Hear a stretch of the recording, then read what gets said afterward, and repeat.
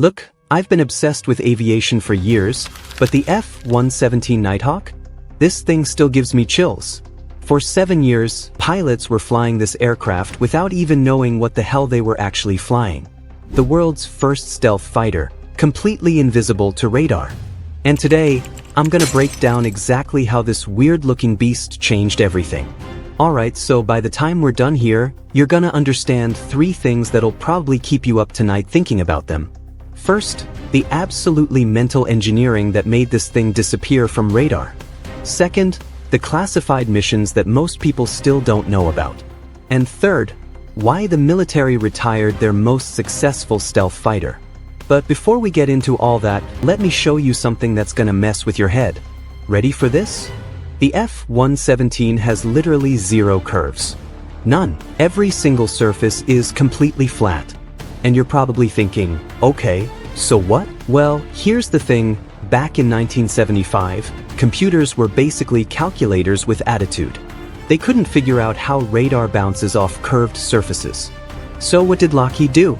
They said, screw it, and built an entire fighter jet using nothing but straight lines and flat panels. The result looks like something a 5-year-old would draw, but it could sneak into the most defended airspace on the planet. Now, those weird angular surfaces? Engineers call them facets, and each one is angled perfectly to bounce radar waves away from whoever's looking for it. Think of it like a hall of mirrors. The radar signal goes in, bounces around, and never comes back. Pretty clever, right? But here's where it gets completely insane. The F-117 is aerodynamically unstable. Like, it literally wants to fall out of the sky every second it's flying. The only thing keeping it airborne is a computer making tiny adjustments 40 times per second. Pilots used to joke it was like flying a shopping cart with 1 broken wheel. But guess what? That instability is exactly what made it invisible. Even the details are crazy. See those engine intakes? They're covered with this mesh that looks like it came off a barbecue grill. Because if radar waves hit the spinning engine fans inside, game over, you're visible. And get this, they even had to redesign the pilot's helmet. A regular helmet would show up on radar through the cockpit window. Every single detail mattered. Now here's where things get really interesting. The F-117 was flying combat missions for 8 years before anyone outside the military even knew it existed. Years. And some of those missions? They're still classified today. But the ones we do know about, man, they're wild.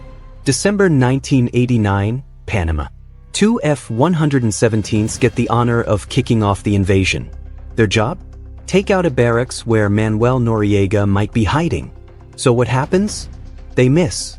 The first combat mission of the world's most advanced stealth fighter, and they completely whiff it. Not exactly the debut they were hoping for. But then 1991 rolls around, and the Gulf War changes everything. 42 F-117s flew over 1,200 combat missions. They're hitting the most defended targets in Baghdad while Iraqi radar operators are staring at empty screens going, where the hell are they?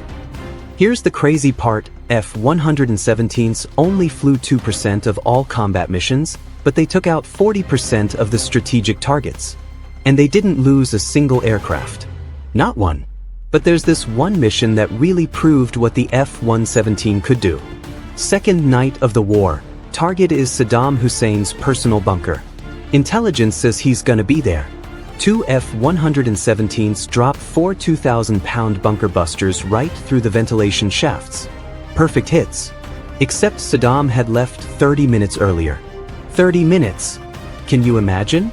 For 8 years, the F-117 was basically untouchable. Then March 27, 1999 happened. Yugoslavia. And the impossible became possible. Lieutenant Colonel Dale Zelko is flying his F-117 over Kosovo when Yugoslav air defenses do something nobody thought was possible.